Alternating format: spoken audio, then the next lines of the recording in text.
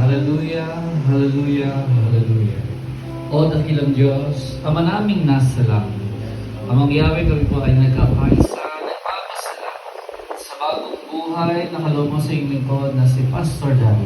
Sa kanyang ika-76 na taong karawan. We pray, iunat mo ang iyong mabagpala at mamaghimilang kamay. Siya naway yung basbasan at puspusin ng iyong Espiritong Banal sa kanyang puso't isipan mula ang ulo.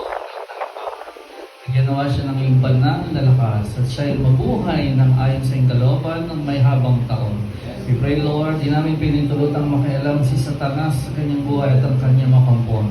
We rebuke any demonic forces and power. We command to come out and depart in the name of Jesus Christ. We cut ungodly attachments of thy sa lahat ng taong di kalugod sa buhay ni Pastor Dan. We rebuke any demonic forces and power in Jesus Christ.